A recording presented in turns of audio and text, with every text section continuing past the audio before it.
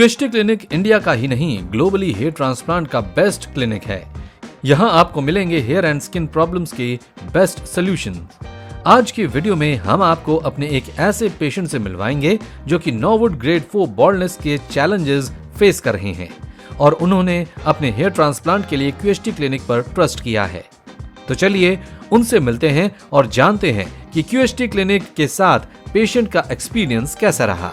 मेरा नाम मयूरेश, मैं 26 साल का हूँ और मैं मुंबई से आया हूँ। तो अराउंड 20 इयर्स के वक्त मेरा हेयर लॉस चालू हुआ था कुछ इस पार्ट से, और तभी मैंने बहुत सारे डॉक्टर्स से कंसल्ट किया, टॉपिकल सॉल्यूशंस लगाए। फिर उधर से कुछ हुआ नहीं। फिर बाद में कुछ 3-4 साल के बाद वापस मैंने एक डॉक्टर को कंसल्ट किया था। उससे मैंने मिनॉक्सिडिल और फॉली हेयर के बारे में उन्होंने मुझे बताया। फिर मैं मिनॉक्सिडिल से तो काफ़ी फ़र्क आ रहा था और फॉली हेयर से भी, बट बीच में मैंने वो बंद कर दिया था क्योंकि मैं मास्टर्स करने गया और उस दौरान मैंने वो मेडिकल थेरेपी ली नहीं, सो उसके वजह से और हेयर फॉल होने लगा। तो मैंने यूट्यूब पे QHT के बारे में जाना और मैंने इनको कांटेक्ट किया। तो आज मैं यहाँ पे अपॉइंटमेंट, मेरा फर्स्ट अपॉइंटमेंट है, उसके लिए आया हूँ। तो मेरा हेयर लॉस जो है वो जेनेटिक है, हेरिडिटरी है, वो डाइट के थ्रू आता है। तो डाइट के फैमिली में जितने भी अभी पिताजी के एज के जितने भी पर्सन है वो सबको हेयर लॉस है, और मतलब लास्ट ग्रेड हेयर लॉस है वो। और फिर जो मैं सॉल्यूशंस ले रहा था बीच में, मिनॉक्सिडिल तो मैंने ऑल अराउंड 1 साल के लिए लिया।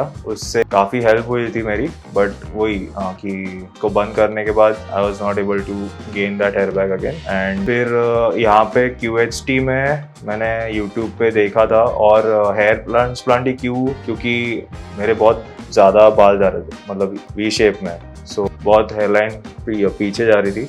इसके वजह से मैंने पहले सर्च किया गूगल पे कि हेयर ट्रांसप्लांट का बेस्ट क्लिनिक कौन सा हो सकता है। तो मोस्टली जब मैं इंडिया में था तभी सर्च कर रहा था, तब मुझे दिखा कि QHT गूगल ने रेकमेंड किया है ऑन, मतलब लिस्ट पे सबसे ऊपर आया था। तो मैंने यूट्यूब भी बहुत सारे आते हैं, जैसे राजपाल यादव एंड शिवाजी, अपना जो ACP प्रद्युमन जिसने किया है वो भी आके करके गए हैं। तो फिर मैंने सोचा कि कांटेक्ट किया जाए, और तो मैंने कांटेक्ट किया, और फिर अभी ऑलमोस्ट मैं 3-4 महीने से कांटेक्ट में होने लगे। तो मैं बीच में जिधर मास्टर्स गया था आयरलैंड, वहाँ से मैंने उन्हें कांटेक्ट किया था, और फिर वहाँ से फिर मैं मुंबई आया और अभी हरिद्वार में ट्रांसप्लांट कर। फिर मुझे बताया गया कि यहाँ पे मोस्टली अप्रॉक्सीमेटली 4000 ग्राफ्ट्स मुझे लगेंगे फ्रंटल जोन में, और थोड़ा बहुत मुझे सर्जरी के बारे में पता है कि पीछे से हेयर ग्राफ्ट पुल करके ऊपर लगाएंगे, और मोस्टली ये सब एनेस्थेशिया में होगा। और आज पहला कंसल्टेशन है, तो देखते हैं, मैं फिजिकली यहाँ पे आया हूँ आज, तो देखते हैं कि कितने रेकमेंड करते हैं ग्राफ्ट। आई थिंक QHT में डॉक्टर्स का भी प्रोफेशनल है, तो उनको they are very good at it, so yeah let's सी। ठीक है, तो फिर मिलता हूँ मैं आपको सर्जरी के बाद, और आपको बताता हूँ कि मेरा ओवरऑल सर्जरी का एक्सपीरियंस कैसा था।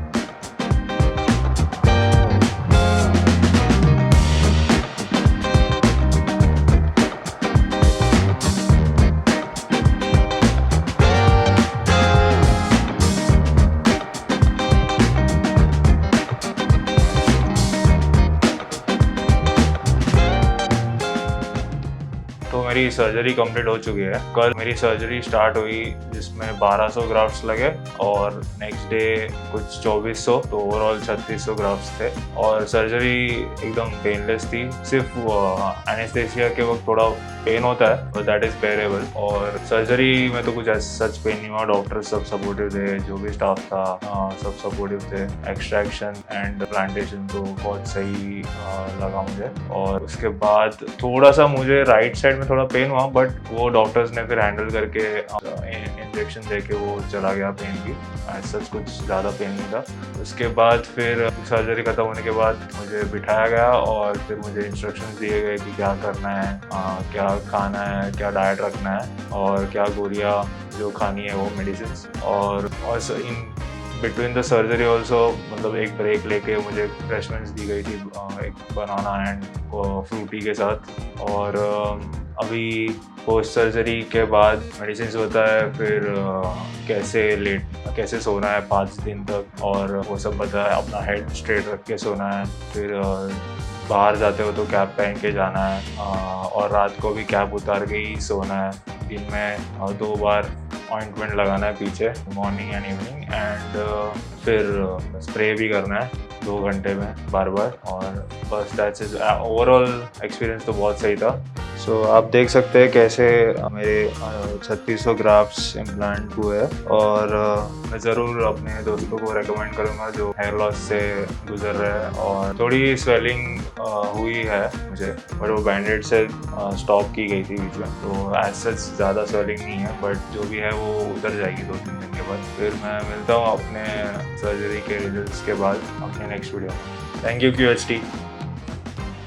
नॉर्वुड ग्रेड 4 बॉल्डनेस की वजह से पेशेंट की हेयरलाइन पिछले कुछ सालों में सिग्निफिकेंटली रिसीड हो गई है, जिसका असर उनके फ्रंटल एरिया पर भी दिखाई दे रहा है। फ्रंटल एरिया में हेयर डेंसिटी काफी कम हो गई है और थिनिंग विजिबली एविडेंट है। यदि हम बात करें इस पेशेंट के डोनर एरिया की, तो वो फॉर्चुनेटली रोबस्ट है।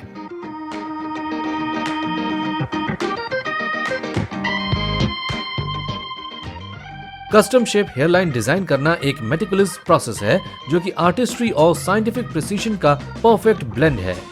QHT क्लिनिक के एक्सपर्ट्स ने पेशेंट के फेशियल फीचर्स को ध्यान में रखते हुए कस्टम शेप हेयरलाइन डिजाइन की है। हेयरलाइन को मिडिल से स्लाइटली लोअर और ग्लैबुला पॉइंट से 7.1 सेंटीमीटर्स के प्रिसाइज डिस्टेंस पे पोजीशन किया गया है। यह साइंटिफिकली प्रूवन डिस्टेंस है ऑप्टिमल एस्थेटिक्स और फेस बैलेंस के लिए।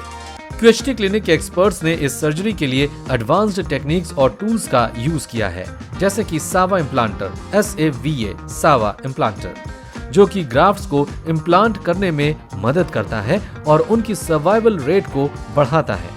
हेयरलाइन जोन के लिए हमने सिंगल और थिन हेयर फॉलिकल्स को ऑप्ट किया है, जिससे पेशेंट को नेचुरल और सॉफ्ट अपीयरेंस मिले। फ्रंटल जोन में डेंसिटी और वॉल्यूम को इंक्रीज करने के लिए डबल और ट्रिपल हेयर फॉलिकल्स का यूज किया गया है।